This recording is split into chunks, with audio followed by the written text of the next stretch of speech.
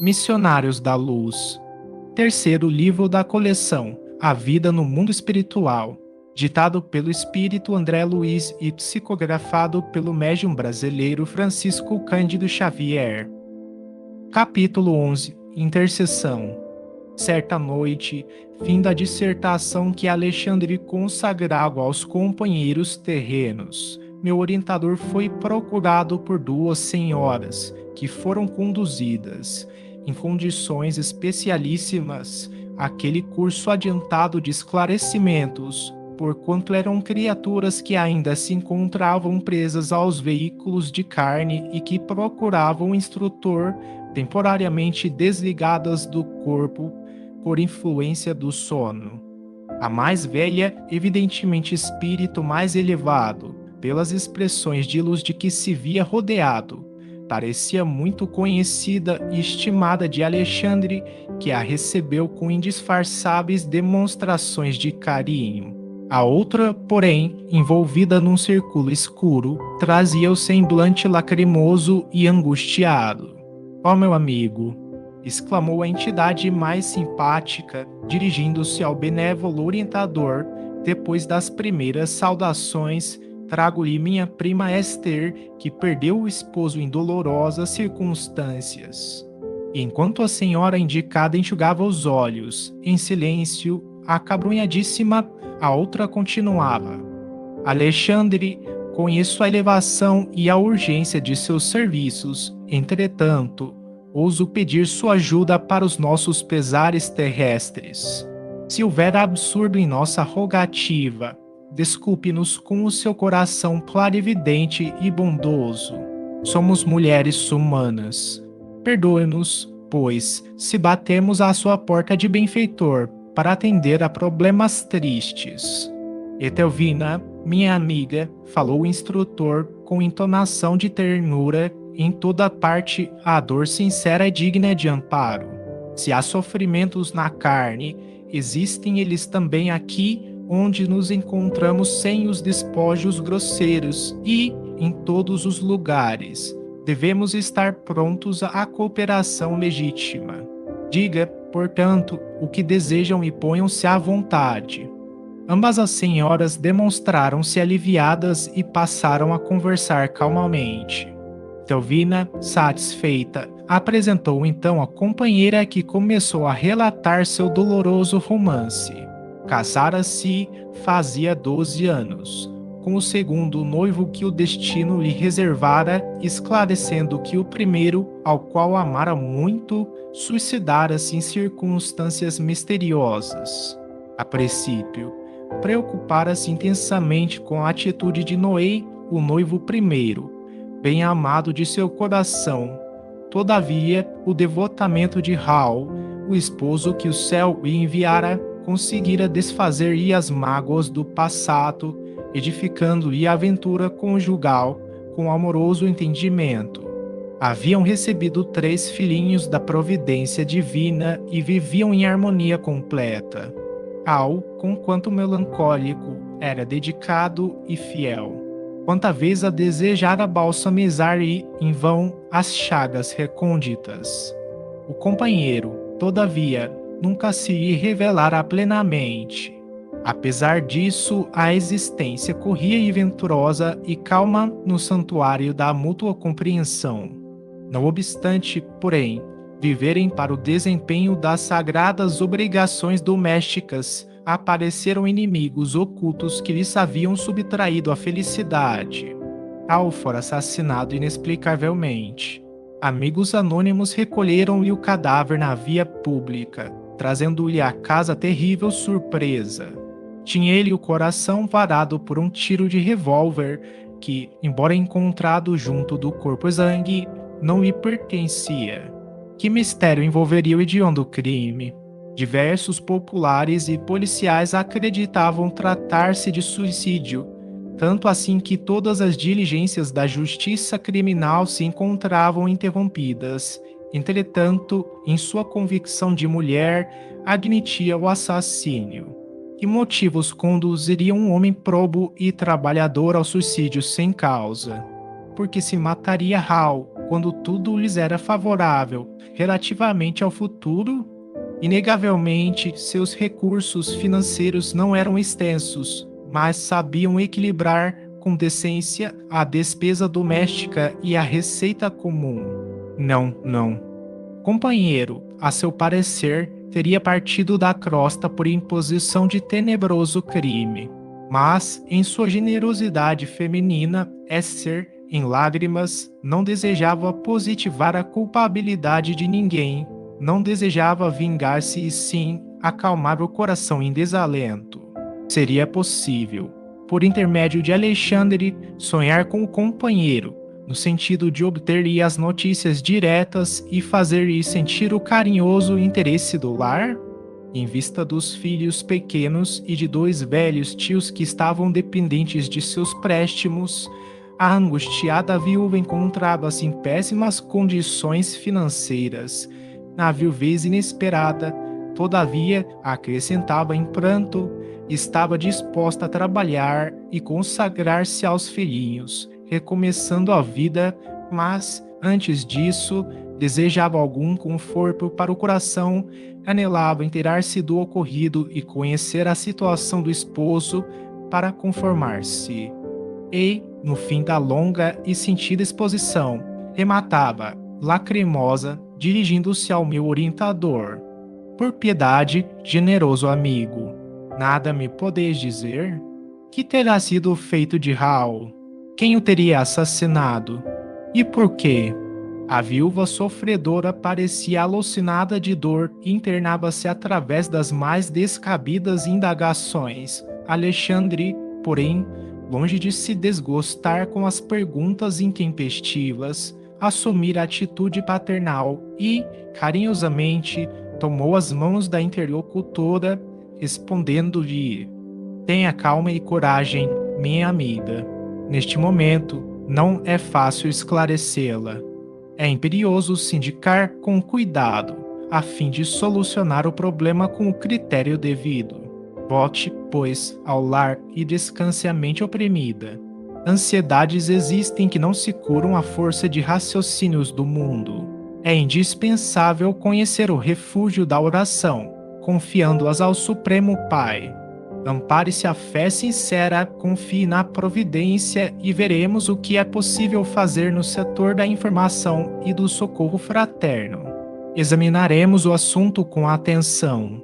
Ambas as senhoras teceram ainda alguns comentários dolorosos em torno do acontecimento e despediram-se mais tarde com palavras de gratidão e conforto.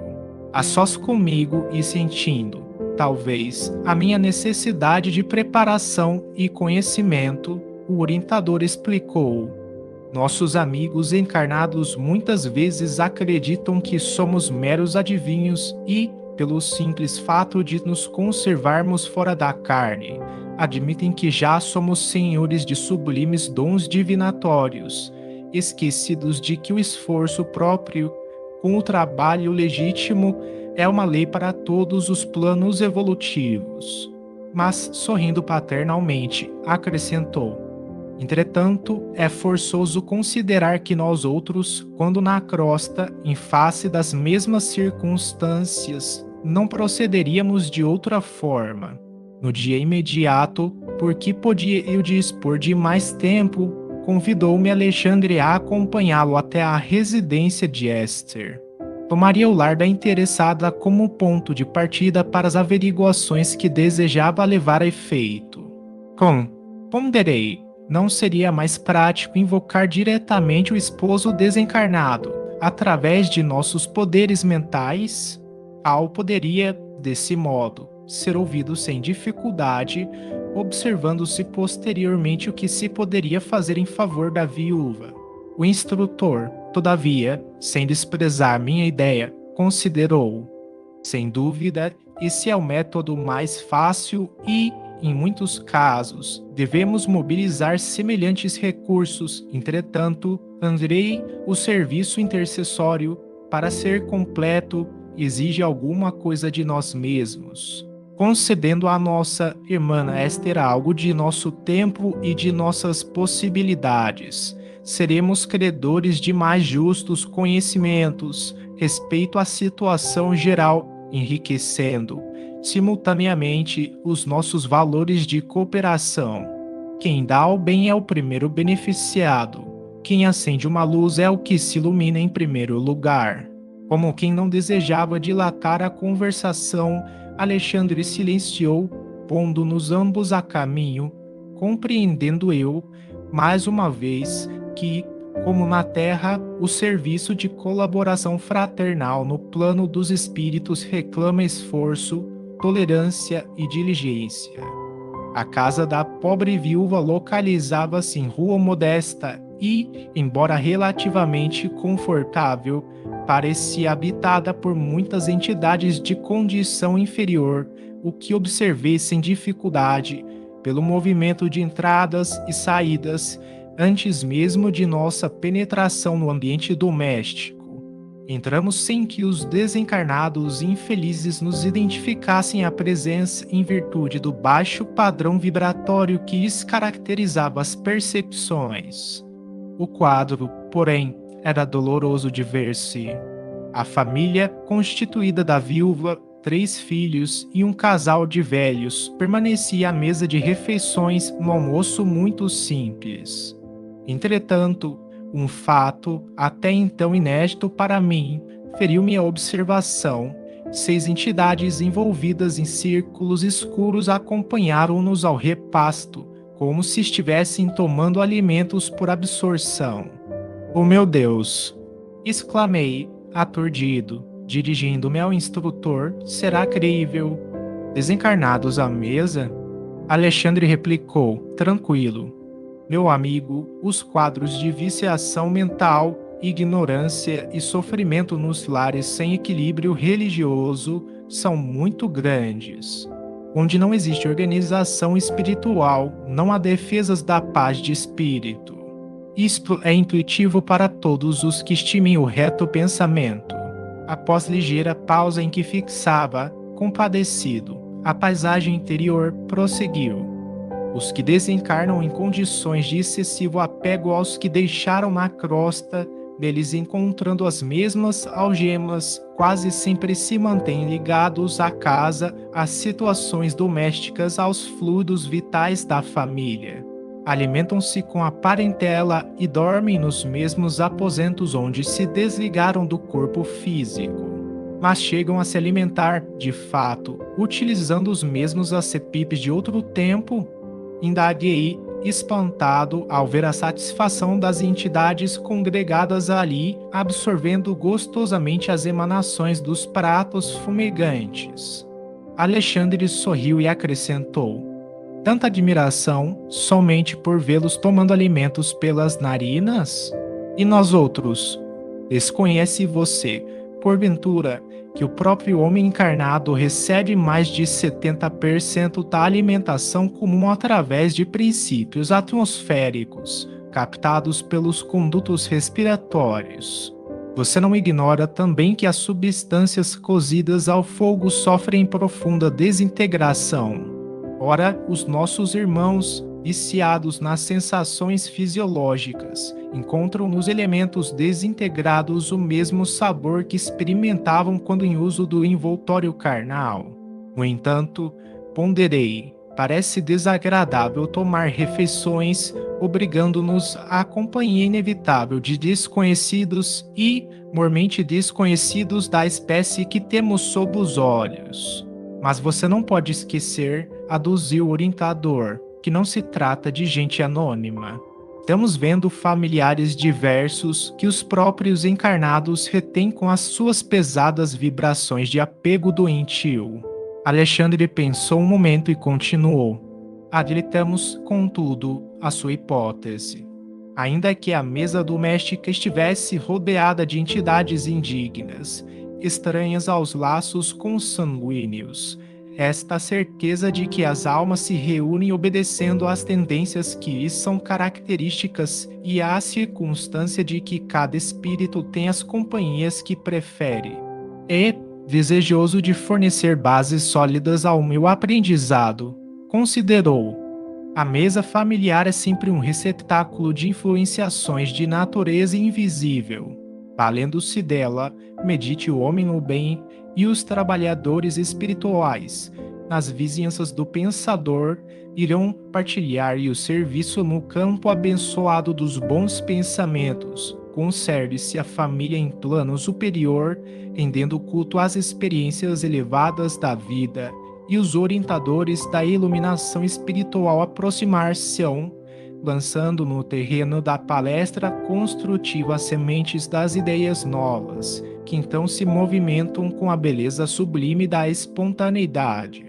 Entretanto, pelos mesmos dispositivos da lei de afinidade, a maledicência atrairá os caluniadores invisíveis e a ironia buscará, sem dúvida, as entidades galhofeiras e sarcásticas, que inspirarão o anedotário menos digno, deixando margem vastíssima à leviandade e à perturbação. Indicando o grupo à mesa, Alexandre acentuou: aqui, os tristes inveterados atraem os familiares desencarnados de análoga condição. É, o vampirismo é recíproco. Ouça você o que falam. Agucei meus ouvidos e, com efeito, observei que a conversação era das mais lastimáveis. Nunca pensei que viria a sofrer tanto neste mundo, exclamava a velha tia de Esther, queixando-se amargamente. Agostinho e eu trabalhamos tanto na mocidade. Agora, chegados à velhice, sem recursos para enfrentar a vida, somos obrigados a sobrecarregar uma pobre sobrinha viúva. Oh, que doloroso destino! E enquanto as lágrimas lhe corriam nas faces de cera, o ancião fazia coro. É verdade. Para uma vida laboriosa e difícil, tão amargosa compensação. Jamais esperei uma velhice tão escura. As entidades vestidas em túnicas de sombra, ao ouvirem semelhantes declarações, pareciam também mais comovidas, abraçando-se aos velhos com fervor. A viúva, todavia, embora tristonha, acrescentou, resignada: de fato, nossas provações têm sido cruéis, entretanto, devemos confiar na bondade de Deus. Alexandre fixou nela toda a sua atenção e notei que na alma da viúva se fazia disposição singular, de olhos brilhantes, como se percebesse de muito longe a nossa influenciação espiritual, recordou o sonho da noite, de modo vago, acentuando: graças à providência, amanheci hoje muito mais confortada. Sonhei que a prima Etelvina me conduziu à presença de um mensageiro celestial que me abençoou o coração, aliviando-me as pesadas dores destes últimos dias. Oh, como me rejubilaria se pudesse reconstituir esse sonho de luz. Ora, mamãe, conte-nos, exclamou a filhinha de 7 anos presumíveis, que até ali se mantivera em silêncio. A senhora, de bom grado, comentou: minha filha, não se pode descrever as grandes sensações. Não me lembro precisamente de tudo, mas recordo-me de que o emissário de Jesus me ouviu com paciência e, em seguida, disse-me palavras de encorajamento e amor. Longe de me repreender, acolheu-me bondoso e, revelando divina tolerância, escutou minhas queixas até ao fim, qual médico abnegado. Inegavelmente, levantei-me hoje com outro ânimo. Estejamos conformados, pois Deus nos auxiliará. Logo que me refaça completamente, ganharei nosso pão com o trabalho honesto. Tenhamos esperança e fé. Em face das afirmativas encorajadoras de Esther, os meninos entreolharam-se sorridentes, enquanto os velhinhos calavam a amargura que lhes era própria.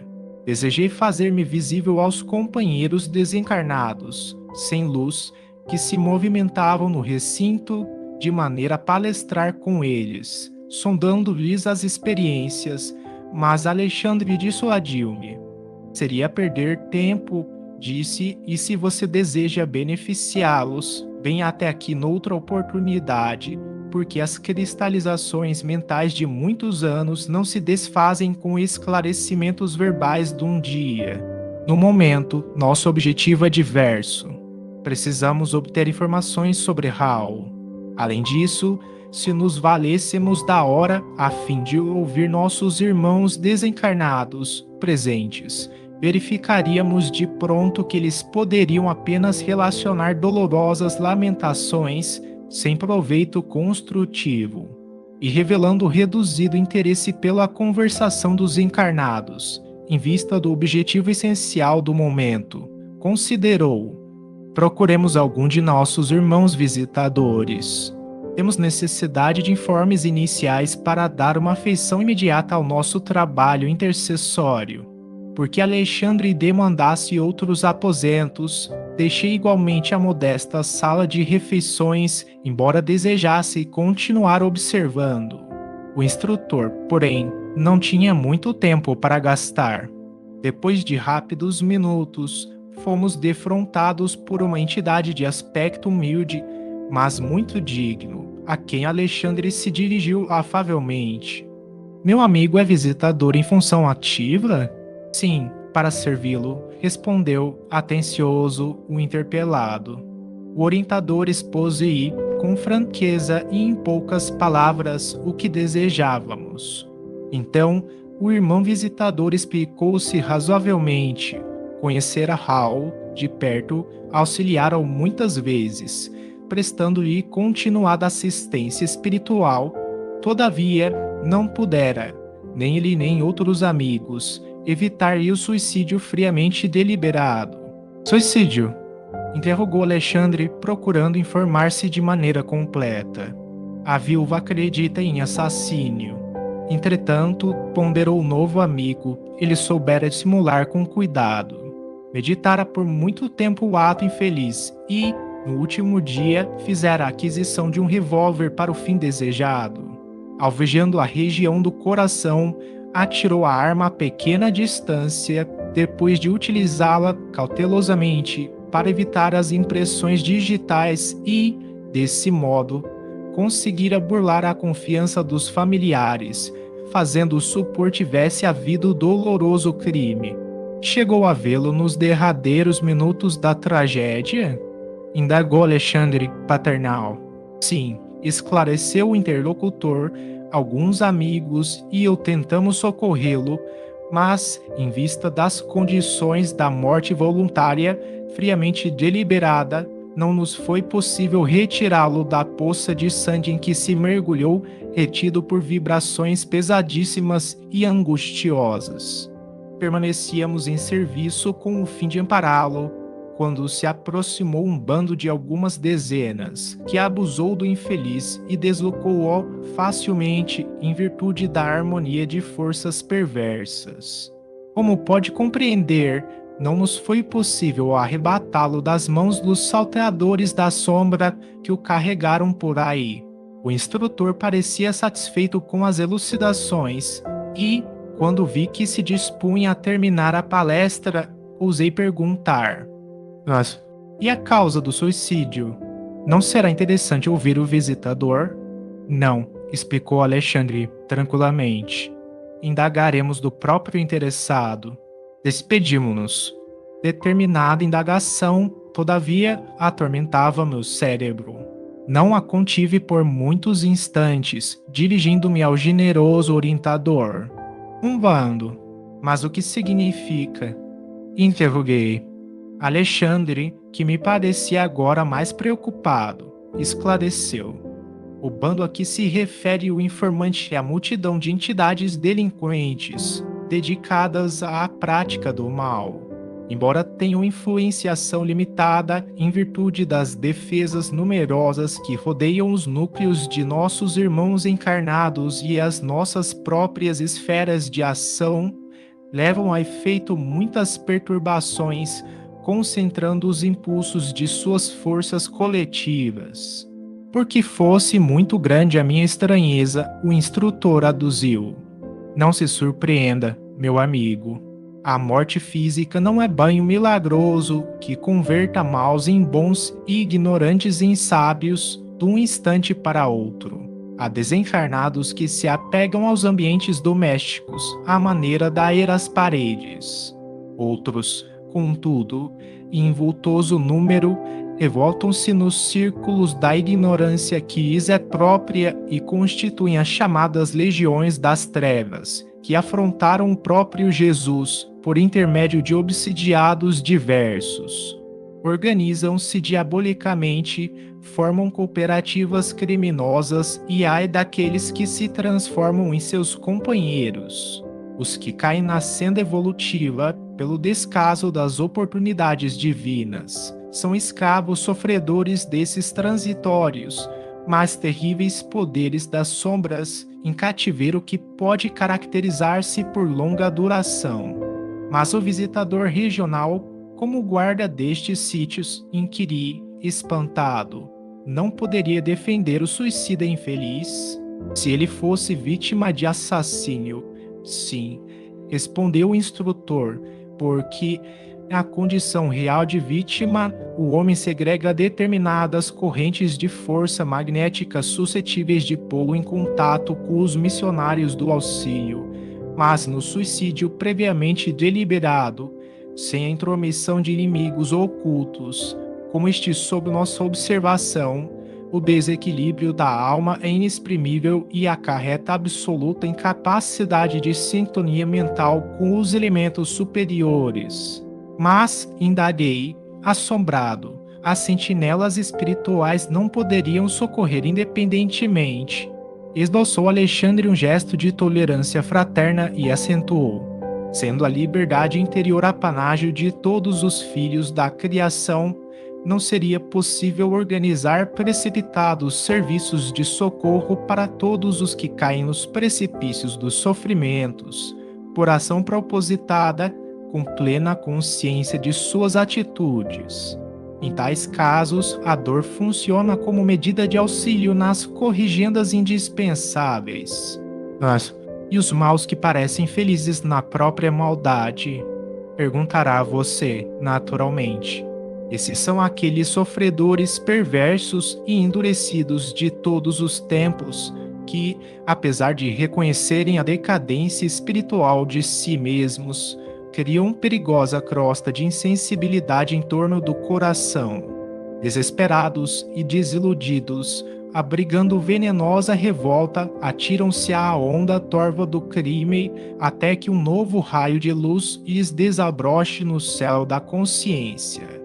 O assunto oferecia ensejo a valiosos esclarecimentos, mas Alexandre esboçou um gesto de quem não podia gastar muito tempo com palavras e, depois de ligeiro intervalo, acrescentou: Andrei, mantenha-se em oração, ajudando-me por alguns momentos. Agora que tenho informações positivas do visitador, preciso mobilizar minhas possibilidades de visão, se indicando quanto ao paradeiro do irmão infeliz. Não obstante conservar-me em prece, observei que o orientador entrava em profundo silêncio. Daí a alguns minutos, Alexandre tomou a palavra e exclamou como quem estivesse voltando de surpreendente excursão: Podemos seguir adiante. O pobre irmão, semi-inconsciente, permanece imantado a um grupo perigoso de vampiros em lugarejo próximo. O instrutor pôs-se a caminho, seguiu passo a passo em silêncio, apesar de minha intensa curiosidade. Em pouco tempo, distanciando-nos dos núcleos suburbanos, encontramo-nos nas vizinhanças de Grande Matadouro. Minha surpresa não tinha limites, porque observei a atitude de vigilância assumida pelo meu orientador, que penetrou firmemente a larga porta de entrada. Pelas vibrações ambientes, reconheci que o lugar era dos mais desagradáveis que conhecera até então em minha nova fase de esforço espiritual. Seguindo Alexandre de muito perto, via numerosos grupos de entidades francamente inferiores que se alojavam aqui e ali. Diante do local em que se processava a matança dos bovinos, percebi um quadro estarrecedor. Grande número de desencarnados, em lastimáveis condições, atiravam-se aos borbotões de sangue vivo, como se procurassem beber o líquido em sede devoradora. Alexandre percebera o assombro doloroso que se apossara de mim e esclareceu-me com serenidade. Está observando, André? Estes infelizes irmãos que nos não podem ver pela deplorável situação de embrutecimento e inferioridade estão sugando as forças do plasma sanguíneo dos animais. São famintos que causam piedade. Poucas vezes em toda a vida eu experimentara tamanha repugnância. As cenas mais tristes das zonas inferiores que até ali pudera observar não me haviam impressionado com tamanho amargor. Desencarnados à procura de alimentos daquela espécie. Matadouro cheio de entidades perversas? Que significava tudo aquilo? Lembrei-me os reduzidos estudos de história, remontando-me à época em que as gerações primitivas ofereciam aos supostos deuses o sangue de touros e cabritos. Estaria ali, naquele quadro horripilante, a representação antiga dos sacrifícios em altares de pedra? Deixei que as primeiras impressões me encandecessem o cérebro a ponto de sentir, como noutro tempo, que minhas ideias vagueavam em turbilhão. Alexandre, contudo, solícito como sempre, acercou-se mais carinhosamente de mim e explicou: por que tamanha sensação de pavor, meu amigo? Saia de si mesmo, quebre a concha da interpretação pessoal e venha para o campo largo da justificação. Não visitamos, nós ambos, na esfera da crosta, os açougues mais diversos. Lembro-me de que em meu antigo lar terrestre havia sempre grande contentamento familiar pela matança dos porcos. A carcaça de carne e gordura significava abundância da cozinha e conforto do estômago. Com o mesmo direito, acercam-se os desencarnados, tão inferiores quanto já o fomos dos animais mortos, cujo sangue fumegante lhes oferece vigorosos elementos vitais. Sem dúvida, o quadro é lastimável, não nos compete, porém, lavrar as condenações. Cada coisa, cada ser, cada alma permanece no processo evolutivo que lhe é próprio.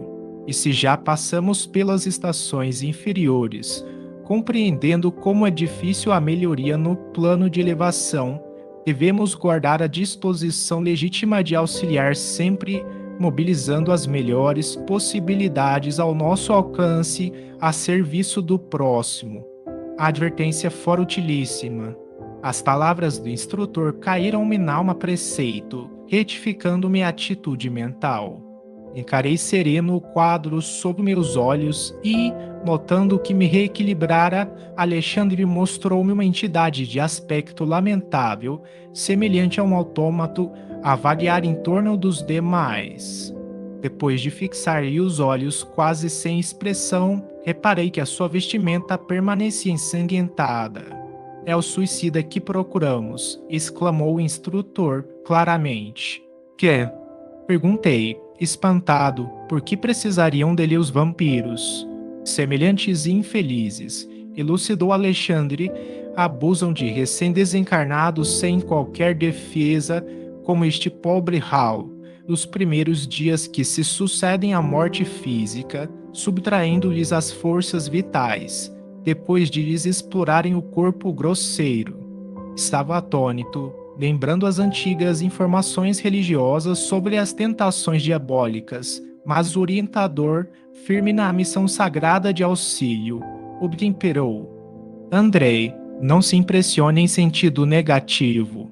Todo homem, encarnado ou desencarnado, que se desvia da estrada reta do bem, pode vir a ser perigoso gênio do mal. Não temos tempo a perder. Vamos agir, socorrendo o desventurado. Seguindo o prestimoso mentor, aproximei-me também do infeliz. Alexandre alçou a destra sobre a fronte de Hal e envolveu-o em vigoroso influxo magnético. Dentro de poucos instantes, Hal permanecia cercado de luz, que foi vista imediatamente pelos seres da sombra, observando o que a maioria se afastou, lançando gritos de horror. Vendo a claridade que rodeara a vítima, estavam lívidos, espantados. Um dos algozes mais corajosos replicou em voz alta: deixemos este homem entregue à sua sorte. Os espíritos poderosos estão interessados nele. Larguemo-lo. Enquanto se retiravam os verdugos, apressadamente, como se temessem algo que eu não podia compreender ainda em face da aproximação bendita daquela luz que vinha de mais alto. Perdia-me em dolorosas interrogações íntimas. O quadro era típico das velhas lendas de demônios abandonando as almas prisioneiras de seus propósitos infernais. As palavras espíritos poderosos haviam sido pronunciadas com indisfarçável ironia. Pela claridade que envolvera o suicida, sabiam eles que estávamos presentes e, embora fugissem, medrosos, alvejavam-nos com zombarias. Aos poucos, o matadouro de grandes proporções estava deserto de vampiros vorazes. Alexandre, dando por fim da operação magnética, tomou a mão do amigo sofredor, que parecia imbecilizado pela influenciação maligna, e, conduzindo-o para fora, a caminho do campo, falou-me bondoso: não guarde no coração as palavras irônicas que ouvimos. Esses irmãos desventurados merecem a nossa maior compaixão. Vamos ao que nos possa interessar. Recomendou-me amparar o novo amigo, que parecia inconsciente de nossa colaboração, e, depois de alguns minutos de marcha, estacionávamos sob a árvore frondosa, depondo o irmão enfraquecido e cambaleante sobre a relva fresca. Impressionado com o seu olhar inexpressivo, solicitei os esclarecimentos do orientador, cuja palavra amiga não se fez esperar. O pobrezinho permanece temporariamente desmemoriado. O estado dele, depois de tão prolongada sucção de energias vitais, é de lamentável inconsciência. Em face da minha estranheza, Alexandre acrescentou: que deseja você? Esperaria por aqui o processo de menor esforço. O magnetismo do mal está igualmente cheio de poder, mormente para aqueles que caem voluntariamente sob os seus tentáculos. Em seguida, inclinou-se paternalmente sobre o desventurado suicida e indagou: irmão Hall, como passa? Murmurou o infeliz, como se estivesse mergulhado em profundo sono. Não sei. Nada sei. Lembra-se da esposa? Não respondeu o suicida, de modo vago. O instrutor levantou-se e disse-lhe: a inconsciência dele é total. Precisamos despertá-lo. Em seguida, determinou que eu permanecesse ali em vigilância enquanto buscaria recursos necessários. Não poderemos acordá-lo por nós mesmos. Interroguei, admirado. O orientador sorriu e considerou. Bem se reconhece que você não é veterano em serviços intercessórios. Esquece-se de que vamos despertá-lo não só para a consciência própria, senão também para a dor? Romperemos a crosta de magnetismo inferior que o envolve e Hall regressará ao conhecimento da situação que lhe é própria. Entretanto, sentirá o martírio do peito varado pelo projétil, fugirá de angústia ao contato da sobrevivência dolorosa criada, aliás, por ele mesmo. Ora, em tais casos, as primeiras impressões são francamente terríveis e escoam-se algumas horas antes de seguro alívio. E como outras obrigações esperam por nós, será conveniente entregá-lo aos cuidados de outros amigos. As observações calaram-me fundamente. Decorridos 20 minutos, aproximadamente, Alexandre voltou acompanhado de 2 irmãos que se prontificaram a conduzir o infeliz e, daí a algum tempo, encontrávamos-nos numa casa espiritual de socorro urgente, localizada na própria esfera da crosta. Via-se que a organização atendia trabalhos de emergência, porquanto o material de assistência era francamente rudimentar. Adivinhando meu pensamento, Alexandre explicou: no círculo de vibrações antagônicas dos habitantes da crosta, não se pode localizar uma instituição completa de auxílio. O trabalho de socorro, desse modo, há de sofrer incontestável deficiência. Esta casa, porém, é um hospital volante que conta com a abnegação de muitos companheiros. Deposto Hal num leito-alvo, o devotado instrutor começou a aplicar-lhe passes magnéticos sobre a região cerebral. Não se passou muito tempo e o infeliz lançou um grito estertoroso e vibrante, dilacerando-me o coração. Eu morro, eu morro. Gritava Hal em suprema aflição, tentando, agora, escalar as paredes. Acudam-me por caridade. E comprimindo o peito com as mãos, exclamava, em tom lancinante: Meu coração está partido. Ajudem-me. Não quero morrer. Enfermeiros solícitos amparavam-no com atenção, mas o paciente parecia tomado de horror. Olhos esgazeados em máscara de sofrimento indefinível, continuava gritando estentoricamente, como se houvesse acordado de pesadelo angustioso. Esther, Esther, chamou o infeliz, recordando a esposa devotada. Venha em meu auxílio pelo amor de Deus. Socorra-me. Meus filhos, meus filhos. Alexandre cercou-se dele paternalmente e o temperou. Al, tenha paciência e fé no divino poder. Procure enfrentar corajosamente a situação difícil que você mesmo criou e não invoque o nome da companheira dedicada, nem chame pelos filhos amados que deixou na sua antiga paisagem do mundo, porque a porta material de sua casa se fechou com os seus olhos. Se você tivesse cultivado o amor cristão, prezando as oportunidades que o Senhor lhe confiou, fácil seria, no momento destes, regressar ao ninho afetuoso para rever os entes amados, ainda que eles não conseguissem identificar a sua presença. Mas, agora, meu amigo, é muito tarde. É necessário aguardar outro ensejo de trabalho e purificação, porque a sua oportunidade, com o nome terrestre de Hal, está finda. Imenso pavor a estampar-se no semblante, o interpelado revidou. Estarei morto, porventura? Não sinto o coração varado de dor? Não tenho as vestes ensanguentadas? Será isto morrer? Absurdo! Muito sereno, o bondoso instrutor voltou a falar. Não empunhou sua arma contra o próprio peito? Não localizou o coração para exterminar a própria vida?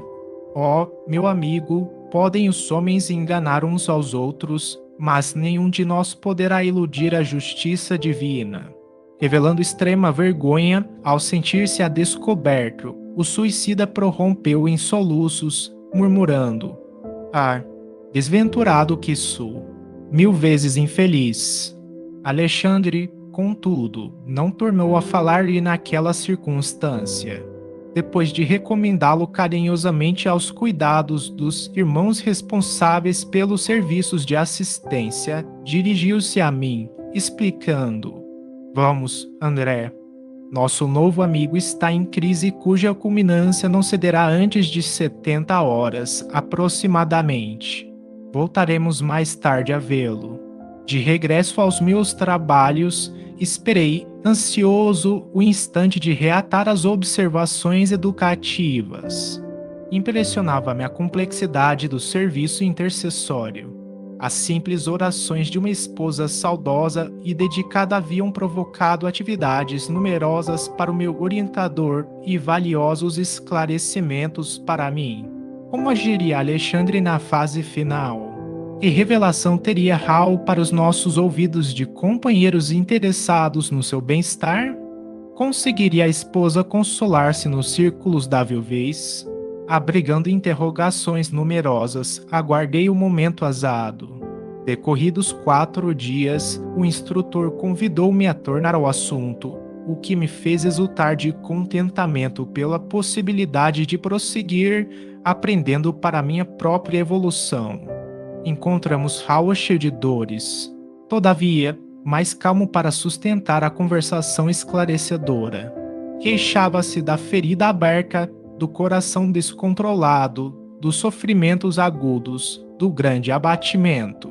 Sabia, porém, que não se encontrava mais no círculo da carne, embora semelhante verdade lhe custasse angustioso pranto. Tranquilize-se, disse o meu orientador com inexprimível bondade, sua situação é difícil, mas poderia ser muito pior. Há suicidas que permanecem agarrados aos despojos cadavéricos por tempo indeterminado, assistindo à decomposição orgânica e sentindo o ataque dos vermes vorazes. Ai de mim, suspirou o mísero, porque, além de suicida, sou igualmente criminoso. E demonstrando infinita confiança em nós, Raul contou a sua história triste, procurando justificar o ato extremo. Na mocidade, viera do interior para a cidade grande, atendendo ao convite de Noé, seu camarada de infância. Companheiro devotado e sincero, esse amigo apresentara-o certa vez a noiva querida, com quem esperava tecer no futuro o ninho de ventura doméstica. Ai, desde o dia, porém, que vira Esther pela primeira vez, nunca mais pôde esquecê-la. Personificava a jovem o que ele, Al reputava como seu mais alto ideal para o matrimônio feliz. Em sua presença, sentia-se o mais ditoso dos homens. Seu olhar alimentava-lhe o coração, suas ideias constituíam a continuidade dos seus próprios pensamentos. Como, porém, fazer-lhe sentir o afeto imenso? Noé, o bom companheiro do passado, tornara-se o empecilho que precisava remover. Esther seria incapaz de traição ao compromisso assumido. Noé mostrava-se infinitamente bondoso e estimável para provocar um rompimento. Foi então que nasceu no cérebro a tenebrosa ideia de um crime. Eliminaria o rival. Não cederia sua felicidade a ninguém. O colega deveria morrer. Mas como efetuar o plano sem complicações com a justiça? Enseguecido pela paixão violenta, passou a estudar minuciosamente a realização de seus criminosos propósitos. E encontrou uma fórmula sutil para a eliminação do companheiro dedicado e fiel. Ele, Hal, passou a usar conhecido e terrível veneno em pequeninas doses, aumentando-as vagarosamente até habituar o organismo com quantidades que para outrem seriam fulminantes. Atingido o padrão de resistência, convidou o companheiro para um jantar e propinou-lhe o veneno odioso em vinho agradável que ele próprio bebeu, sem perigo algum. Noé, porém, desaparecera em poucas horas, passando por suicida apreciação geral. Guardou ele, para sempre, o segredo terrível e, depois de cortejar gentilmente a noiva chorosa, conseguiu impor-lhe simpatia que culminou em casamento. Atingir a realização do que mais desejava. Esther pertencia-lhe na qualidade de mulher. Vieram os filhinhos enfeitar-lhe o viver, mas a sua consciência fora ferida sem remissão. Nas mais íntimas cenas do lar, via Noé através da tela mental, exprobrando-lhe o procedimento. Os beijos da esposa e as carícias dos filhos não conseguiam afastar a visão implacável. Ao invés de decrescerem, seus remorsos aumentavam sempre. No trabalho, na leitura, na mesa de refeições, na alcova conjugal, permanecia a vítima a contemplá-lo em silêncio.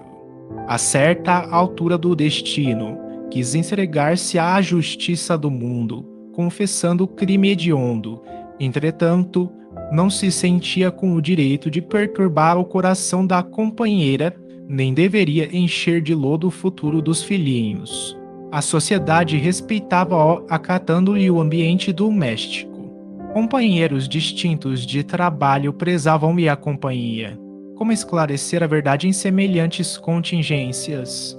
Não obstante amar ternamente a esposa e os filhos, achava-se esgotado ao fim de prolongada resistência espiritual. Receava a perturbação, o hospício, o aniquilamento, fugindo à confissão do crime que, cada dia, se tornava mais iminente. A essa altura, a ideia do suicídio tomou o vulto em seu cérebro atormentado. Não resistiu por mais tempo. esconderia o último ato do seu drama silencioso como ocultar a tragédia primeira. Comprou um revólver e esperou. Certo dia, após o trabalho diário, absteve-se do caminho de volta ao lar e empunhou a arma contra o próprio coração, agindo cautelosamente para evitar as marcas digitais. Atingido o alvo, um supremo esforço desfizera-se do revólver homicida e não teve a atenção voltada senão para o intraduzível padecimento do tórax estrangulado. Dificilmente, como se os seus olhos permanecessem anuviados, sentiu que algumas pessoas tentavam socorrê-lo e, em seguida, verdadeira multidão de criaturas, que ele não pôde ver, arrebatavam do local de dor. Desde então, um enfraquecimento geral tomara-o por completo. Sentia-se presa de um sono pesado e angustioso, cheio de pesadelos cruéis.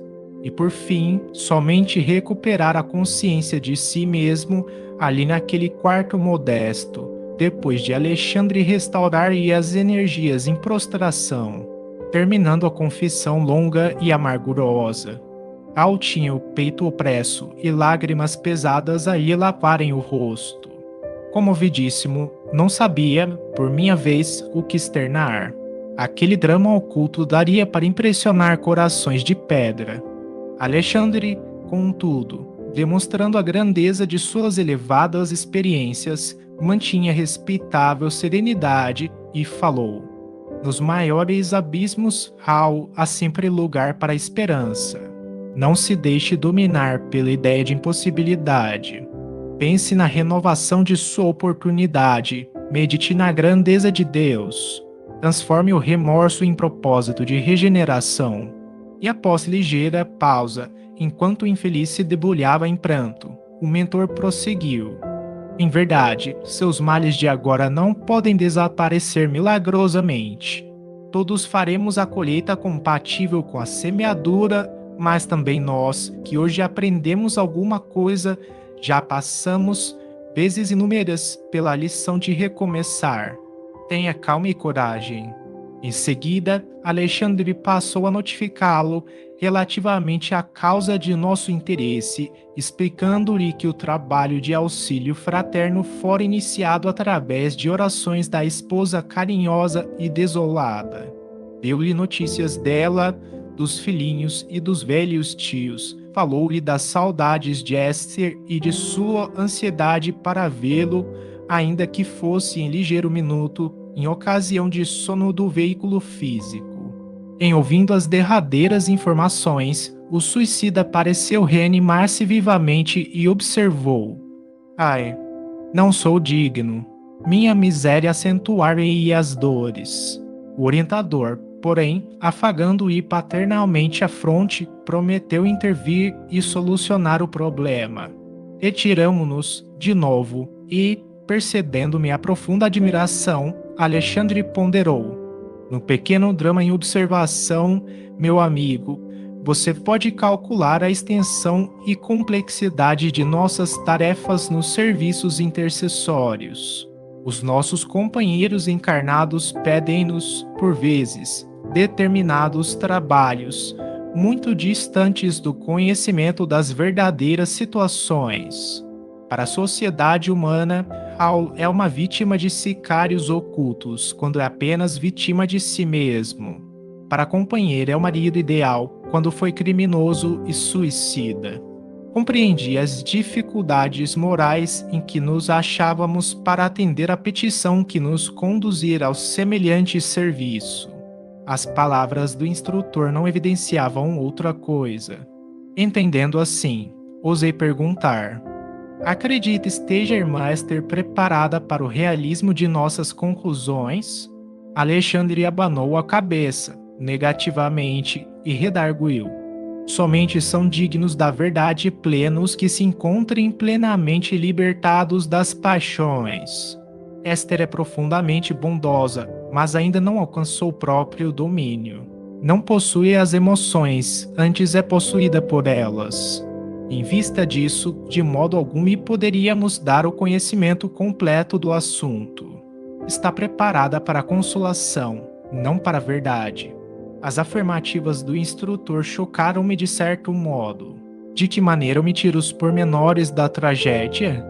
Não seria faltar à realidade?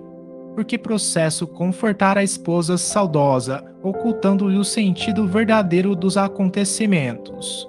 Alexandre, porém, compreendeu minha indagação e observou: com que direito perturbaríamos o coração de uma pobre viúva na crosta, a pretexto de sermos verdadeiros? Por que motivo tisnar a esperança tranquila de 3 crianças adoráveis, envenenando-lhes, talvez, o destino, tão só para nos exibirmos como campeões da realidade?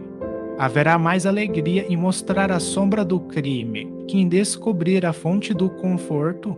Andrei, meu irmão, a vida pede muito discernimento.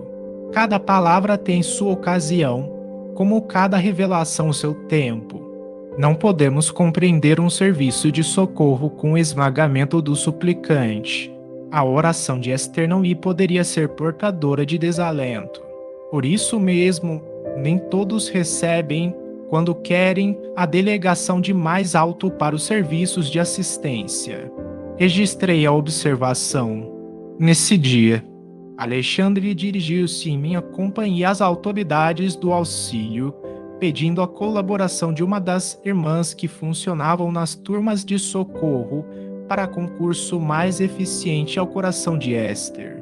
Foi destacada Romualda, criatura dedicada e bondosa, que desceu para a crosta, junto de nós, recebendo atenciosamente as recomendações do prestimoso amigo. Alexandre não se alongou em muitas instruções. Romualda deveria preparar a viúva espiritualmente para visitar, na noite próxima, o esposo desencarnado e, em seguida, demorar-se junto dela 2 semanas, colaborando no reerguimento de suas energias psíquicas e cooperando para que se reorganizasse a vida econômica através de colocação honesta e digna. Era de ver-se o carinho que o delicado instrutor dedicou a todas as providências em curso. Quase no momento aprazado para o reencontro dos cônjuges, comparecemos ao Hospital Volante de Socorro Espiritual, onde o instrutor cuidou pessoalmente de todas as medidas. Recomendou a Raul o melhor ânimo, insistindo para que não pronunciasse a menor expressão de queixa e para que se abstivesse de qualquer gesto que pudesse traduzir impaciência ou aflição. Em seguida, mandou velar a chaga aberta e sanguinolenta, muito visível na região dilacerada do organismo perispiritual, para que a esposa não recebesse qualquer impressão de sofrimento. O próprio Raul, admirado pela lição de boas maneiras, atendia, satisfeito e reanimado a todas as instruções. Daí a minutos, Romualdo entrou em companhia de Esther, cujo olhar deixava entrever angústia e expectação. Alexandre tomou-a pelo braço e mostrou-lhe o companheiro estendido no leito-alvo. Raul, Raul, gritou a viúva desolada, provisoriamente liberta do corpo carnal, dilacerando-me o coração pelo doloroso tom de voz. A comoção dela era extrema. Quis prosseguir e não pôde. Dobraram-se os joelhos e encontrou-se, genuflexa, junto ao leito do esposo, soluçando. Reparei que os olhos dele permaneciam marejados de pranto que não chegava a cair. Alexandre fixava-o com firmeza, dando-lhe a entender a necessidade de coragem para o angustioso testemunho. Como a criança interessada em conhecer as recomendações paternas, o suicida acompanhava os menores gestos do nosso generoso orientador. E porque Alexandre lhe fizera ligeiro sinal, Raul tomou a destra da companheira em lágrimas e falou: Não chores mais, Esther. Tem confiança em Deus. Vela pelos nossos filhinhos e ajuda-me com a tua fé. Vou indo muito bem. Não há razão para que nos lamentemos. Querida, a morte não é o fim. Aceita a vontade do Pai, como estou procurando aceitar. Nossa separação é temporária. Nunca te esquecerei. Estarás em meu coração, onde eu estiver. Também estou saudoso de tua companhia, de tua dedicação, mas o Altíssimo nos ensinará a transformar saudades em esperanças. As palavras do suicida, bem como a doce inflexão de sua voz, surpreendiam minhas observações. Ao demonstrava um potencial de delicadeza e finura psicológica que até aí não revelara a meus olhos. Foi então que, aguçando a percepção visual, notei que fios tenuíssimos de luz ligavam a fronte de Alexandre ao cérebro dele e compreendi que o instrutor me ministrava vigoroso influxo magnético, amparando na difícil situação. Ouvindo-lhe as expressões consoladoras, a viúva pareceu reanimar-se, exclamando, lacrimosa: "Ó Hal, eu sei que agora estamos separados pelos abismos da sepultura. Sei que devo esperar a decisão suprema para unir-me contigo para sempre. Ouve, auxilia-me na terra, na viuvez inesperada e dolorosa. Levanta-te e vem para nossa casa, dar-me esperança ao espírito abatido. Defende-nos ainda contra os maus. Não me deixes sozinha com os nossos filhinhos, que tanto precisam de ti. Pede a Deus essa graça e vem ajudar-nos até ao fim." Embora continuasse estirado no leito, o interpelado afagou-lhe carinhosamente os cabelos e respondeu: "Tem coragem e fé. Lembra-te, Esther, de que existem padecimentos maiores que os nossos e conforma-te. Vou fortalecer-me e trabalharei ainda por nós. Assim como me esperas a assistência, esperar-te-ei a confiança. O Senhor não nos confia problemas dos quais não sejamos dignos. Volta para nossa casa e alegra-te. Não tenhas medo da necessidade, nunca nos faltará a bênção do pão. Procura a alegria do trabalho honesto e semeia o bem através de todas as oportunidades que o mundo te ofereça. A prática do bem dá saúde ao corpo e alegria ao espírito. E Deus, que é bom e justo, abençoará nossos filhinhos para que eles sejam felizes ao teu lado. Não te demores mais. Volta confiante. Guarda a certeza de que eu estou vivo e de que a morte do corpo é somente a necessária transformação." Compreendendo que a oportunidade do reencontro estava a esgotar-se, revelou à ansiosa esposa extrema curiosidade e aflição, fitando o companheiro através das lágrimas, e perguntou: "Al, antes que me vá, dize-me francamente, que aconteceu? Quem te roubou a vida?" Notei que o interpelado mostrou no olhar terrível angústia ante a indagação inesperada. Quis, talvez, confessar a verdade, fazer luz em torno de suas experiências extintas, mas o socorro magnético de Alexandre não se fez esperar. Jato de intensa luminosidade partiu da mão do orientador que, a essa altura da conversação, mantinha sobre a fronte do suicida destra protetora. Transformou-se a expressão fisionômica, restabelecendo-se a serenidade e a coragem. Novamente calmo, Hal falou à companheira: "Esther, os processos da justiça divina não se encontram ao dispor de nossa apreciação. Guarda contigo a certeza de que estamos sendo instruídos todos os dias e em todos os acontecimentos. Aprende a procurar, antes de tudo, a vontade de Deus." A pobre viúva desejou prolongar a palestra. Adivinhava-se, através dos olhos aflitos, o intenso propósito de continuar bebendo as sublimes consolações do momento. Mas Alexandre tomou-lhe seu braço e recomendou-lhe a necessidade de despedir-se. A esposa chorosa não relutou. Concentrando toda a sua capacidade afetiva nas palavras, disse adeus ao suicida e beijou-lhe as mãos com infinito carinho. Algo distante da organização hospitalar de emergência, confiou ao instrutor aos cuidados de Romualda e regressou em minha companhia. Não consegui ocultar minha enorme admiração por semelhante serviço de assistência.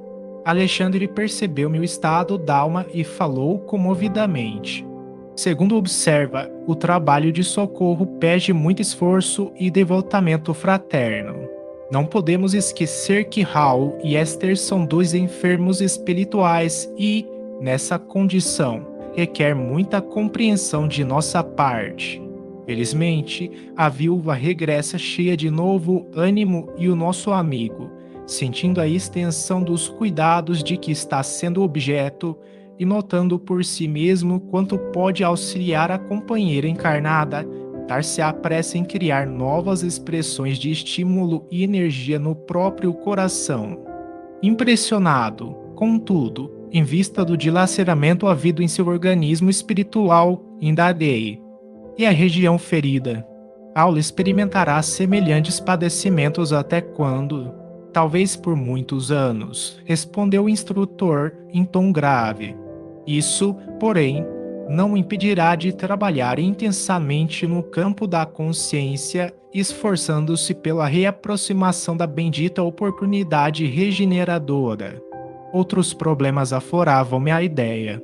No entanto, o instrutor precisava ausentar-se em demanda de incumbências difíceis, nas quais não poderia eu acompanhá-lo. Pedi permissão para seguir de perto o trabalho de assistência levado a efeito por Romualda, recebendo-lhe a generosa aprovação. Desejava saber até que ponto se confortar a viúva aflita e observar-lhe o proveito daquele reencontro, que traduzia elevada concessão. No dia seguinte, voltei ao lar modesto, justamente por ocasião do almoço familiar. Romualda andava ativa. O ambiente interno adquirira novo aspecto. As entidades viciadas não haviam desaparecido totalmente, mas o seu número fora consideravelmente reduzido. Amparando a sua protegida, a irmã auxiliadora recebeu-me com amabilidade. Notificou-me que a viúva amanhecera muito melhor e que ela, Romualda, fizera o possível por manter-lhe a recordação plena do sonho.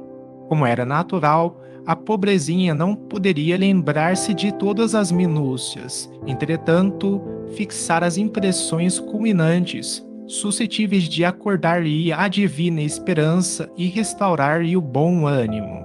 Recomendou-me verificar por mim mesmo o efeito maravilhoso da providência. De fato, o semblante da viúva ganhara nova expressão. De olhos límpidos e brilhantes, narrava aos tios e aos filhinhos o sublime sonho da noite. Todos a escutavam sob forte interesse, mormente as crianças que pareciam participar de seu júbilo interior. Esther terminara a narrativa, emocionada. Observei, então, que a velha tia esboçava um gesto de incredulidade, perguntando-lhe: e você acredita ter visitado Hal no outro mundo?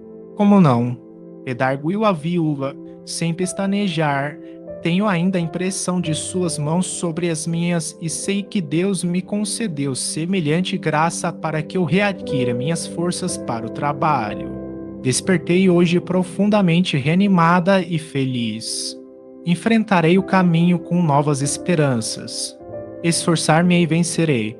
Ó mamãe, como nos consolam as suas palavras, murmurou um dos pequenos, de olhos muito vivos, como desejaria estar com a senhora para ouvir o papai nesse sonho maravilhoso. Nesse instante, o velhinho, que se alimentava em silêncio, ponderou, na qualidade de excelente representante da descrença humana. É interessante notar que, tendo Hal consolado tanto seu coração de mulher, nada tem elucidado sobre o crime que o atirou no sepulcro. Esther, que sentiu a ironia da observação, influenciada pela benfeitora que ali se mantinha, respondeu prontamente: muitas vezes, meu tio, não sabemos ser gratos às bênçãos divinas. Recordo-me desta verdade ao ouvir semelhante raciocínio. Envergonho-me quando me lembro haver feito interrogação desta natureza ao pobre Hal, abatido e pálido no leito. Basta-me a felicidade de tê-lo visto e ouvido no mundo que eu não posso compreender agora. Tenho a certeza de que o visitei em algum lugar. Que nos interessa descobrir criminosos, quando não podemos levantar-lhe o corpo físico? Em nossa preocupação de punir culpados, sem dar conta de nossas próprias culpas, iremos ao absurdo de desejar ser mais justos que o próprio Deus? Calou-se o tio, pensativo, e observei que as crianças sentiam imensa alegria pela resposta maternal. O coração de Esther penetrara a zona lúcida e sublime da fé viva, absorvendo paz, alegria e esperança a caminho de uma vida nova. Ao me despedir, felicitei Romualda pelo seu nobre trabalho. A generosa servidora pôs-me a par de seu projeto de serviço. Permaneceria mais estreitamente ao lado da viúva, insuflando-lhe coragem e bom ânimo e, na semana próxima, contava com a possibilidade de cooperar no sentido de organizar-lhe serviço bem remunerado. Admirei-me ouvindo o programa, principalmente no que tocava ao auxílio material, entretanto, Romualda aduziu muito calma. Quando os companheiros terrestres se fazem merecedores, podemos colaborar em benefício deles, com todos os recursos ao nosso alcance, desde que a nossa cooperação não estolhe a liberdade de consciência. Roguei, então, o obséquio de admitir meu concurso no dia aprazado para os serviços finais. Romualda aqueceu bondosamente e, passada uma semana, fui por ela avisado quanto à medida de conclusão dos trabalhos de assistência. Voltei ao lar da viúva, em companhia da digna servidora espiritual, que me recomendou: faça o favor de assistir nossa amiga enquanto vou buscar a pessoa indicada para auxiliá-la. Já movimentei todas as providências cabíveis na situação e não temos tempo a perder. Mantive-me ali em profunda curiosidade e, decorridas 3 horas, aproximadamente, alguém bateu à porta, chamando-me a atenção. Seguida de Romualda, uma dama distinta vinha ao encontro de Esther, oferecendo-lhe trabalho honesto em sua oficina de costura. A viúva chorou de emoção e de alegria e, enquanto combinavam determinadas medidas de serviço num quadro confortador de júbilo geral, a irmã auxiliadora falou-me, contente: agora, irmão André, podemos voltar tranquilamente. O serviço que nos foi confiado está concluído, graças ao Senhor.